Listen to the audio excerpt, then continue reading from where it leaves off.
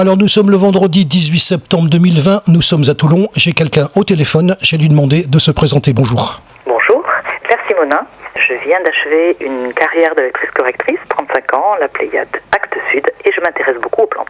Et vous nous appelez de Arles, où j'habite. Content de vous retrouver, d'autant plus que c'est l'année dernière qu'on est venu vous voir à La Valette. On va développer ça dans quelques instants. Et ce qui est bien, vous voyez, c'est qu'on en parlait juste avant de commencer. Vous aurez connu les deux formules. Dans l'interview en reportage, on garde d'ailleurs un magnifique souvenir de l'année dernière. Mais vous aurez aussi la chance, parce que c'est une chance, de connaître aussi l'interview par téléphone. Moi, je suis à Toulon et vous êtes à Arles en train de préparer. Ça demande beaucoup de préparation. On va en parler dans quelques instants. Ce fameux salon du livre de jardin. Je l'ai vu en préparation, je l'ai vu en exécution. J'ai vu ce qui s'y passait. Il y a vraiment de très très belles choses dans cette manifestation.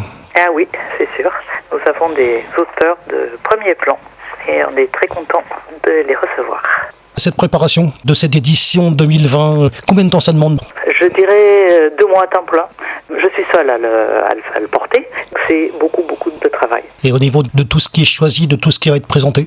Ce qui va être présenté, donc cette année j'ai 10 auteurs, c'est toujours à peu près une dizaine d'auteurs. C'est un beau programme, ceux qui connaissent bien le monde du jardin le verront. J'ai Michel Racine, Jean Mus, Pierre Nespan, Patrick Mazur, Geneviève Michon et d'autres. Vous pouvez trouver le programme sur le site du domaine d'Orvès, le programme complet avec la liste des auteurs, des présentations de chacun des auteurs et également la liste des petites conférences et des horaires. Bien sûr, on va parler du domaine d'Orvès. En fait, il y a deux choses. On va parler bien sûr du salon du livre de jardin, mais ça se passe dans un cadre, les journées européennes du patrimoine.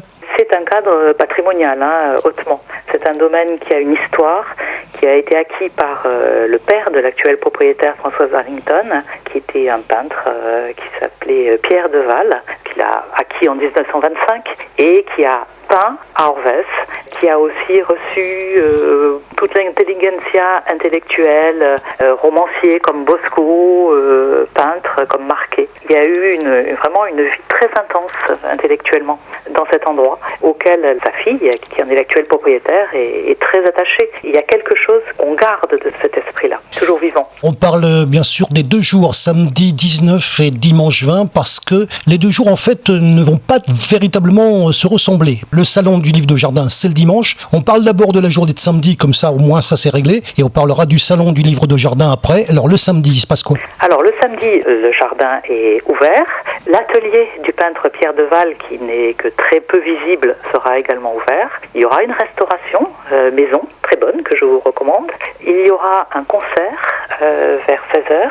Il y aura également des démonstrations de murs en pierre sèche et des visites du jardin. Le jardin est ouvert librement, vous pouvez le visiter vous-même. Il y aura une visite le matin, une visite l'après-midi guidée par Kenneth Darlington, le fils de Françoise, qui est le chef jardinier. Et qui s'en occupe très bien, puisque on connaît le cadre et tout ce que ça représente, la Bastide provençale. Et on arrive à la journée de dimanche, puisque c'est vous qui organisez cette manifestation. Oui. C'est la 6e édition, c'est ça ? C'est la 6e édition déjà. On commence à avoir une petite maturité. Oui. Justement, c'est né comment cette affaire ? Je n'ai pas été là au début. Je ne l'organise que pour la 5e fois. C'était un ami commun à moi et à François Darlington qui l'a créé, qui un jour m'a appelé en me disant « Claire, je cherche quelqu'un pour suivre. Tu connais les plantes, tu connais les livres, tu es une fille sérieuse et tu es donc la personne idéale. » C'est comme ça que je me suis retrouvée dans cette histoire et que je ne le regrette pas. On a vu le résultat l'année dernière, puisque l'année dernière, on est venu vous voir. Je peux témoigner justement de la tenue. Alors, je fais des salons du livre. Il n'y en a pas 2 comme le vôtre, quand même. C'est vrai qu'on a une ambition certaine. Au niveau des livres qu'on y trouve, ça, il faut développer, parce que c'est un salon du livre spécial, quoi. C'est vraiment jardin, quoi. C'est jardin. Je commence à avoir une assez bonne connaissance des auteurs de livres de jardin. Alors, sachant que dans les livres de jardin, vous avez, comme partout, dans la production littéraire, des livres qui sont un peu de la grosse cavalerie. Et après, vous avez des livres vraiment authentiques, importants, intéressants, ceux qui ouvrent des nouvelles voies, ceux qui apportent réellement des choses. Évidemment, c'est ce genre d'auteur que je recherche, que je contacte. Donc, ça, il y a tout un travail, évidemment, de recherche, d'approche des auteurs, et que je fais venir pour mon plus grand plaisir et celui du public aussi. Et c'est vrai que Ce que je cherche à faire venir beaucoup, c'est des gens qui seront réellement intéressés par le jardin et qui sont donc très contents de rencontrer ces auteurs qui ne sont pas toujours très faciles à rencontrer, d'autant que des salons de livres de jardin, nationalement, il y en a pour ainsi dire pas. C'est vraiment une spécificité de ce lieu. Tout à fait. À la fois la spécificité du salon, puis la spécificité du lieu aussi. Les deux ensemble, ça donne un cachet certain. Le lieu est splendide et l'atmosphère est très belle. Alors, on va parler du public, parce que le public vient, ça va faire la 6e fois que vous le voyez. Oui. Les gens qui viennent vous voir ont un retour sur ce salon. Comment les gens le trouvent? En général, les gens le trouvent bien. Je sais que j'ai demandé l'an dernier à quelqu'un que je connaissais, j'ai dit qu'est-ce que je pourrais améliorer. Il m'a dit ne change rien.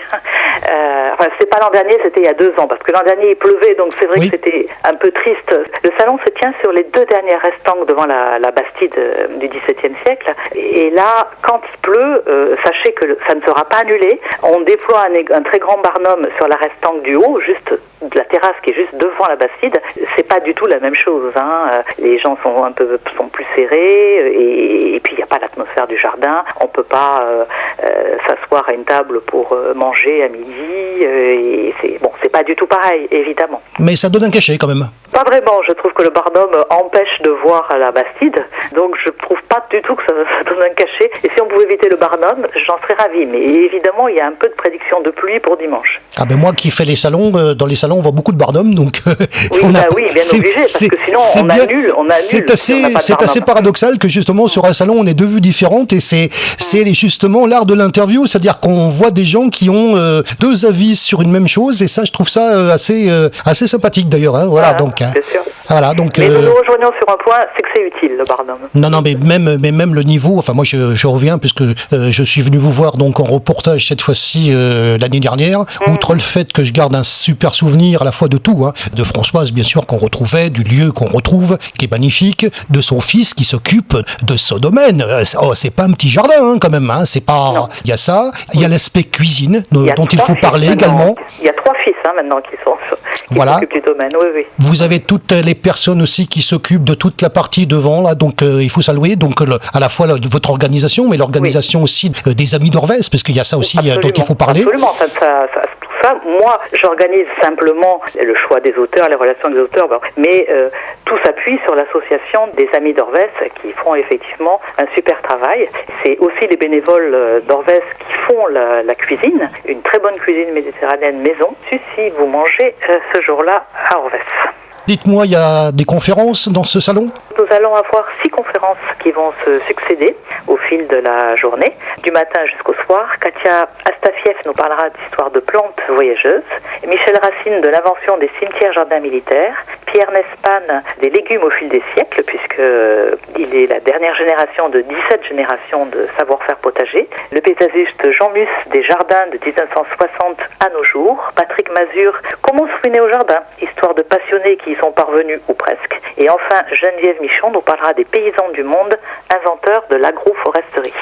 Une dernière chose, nous avons de 11h à 12h30 un atelier nomade de croquis aquarellés au fil du jardin avec Raphaël Bernard Bacou. Alors c'est le moment de la récapitulation, ça va donc se passer ce week-end au domaine d'Orvès à la Valette du Var. On a parlé bien sûr de la journée du samedi 19 septembre avec les visites, on en a parlé donc on ne va pas revenir là-dessus, mais par contre on va parler bien sûr du dimanche 20 septembre puisque là c'est le salon du livre de jardin que je connais pour avoir fait un reportage complet l'année dernière, donc autant vous dire qu'on en garde un super souvenir et surtout un bon niveau de qualité, ça je le dis, voilà, de 10h à 18h, salon du livre de jardin dans ce cadre très particulier du domaine d'Orvès à la Valette du Var. On a donc une petite formalité sur les interviews par téléphone, ça s'appelle le mot de la fin, c'est vous qui concluez le sujet. Pour conclure, je vous suggérerai de lire à la fin du programme que vous trouverez sur le site d'Orvès le petit texte de Michel Racine sur le domaine d'Orvès qui en explique très très bien l'esprit. Si vous aimez les jardins, la nature, la botanique, les plantes, si vous aimez les livres sur le jardin, si vous aimez les auteurs, vous avez une occasion assez rare de venir les retrouver, parler avec eux, les écouter parler, les écouter faire des petites conférences, répondre à vos questions. Vous venez nous rejoindre.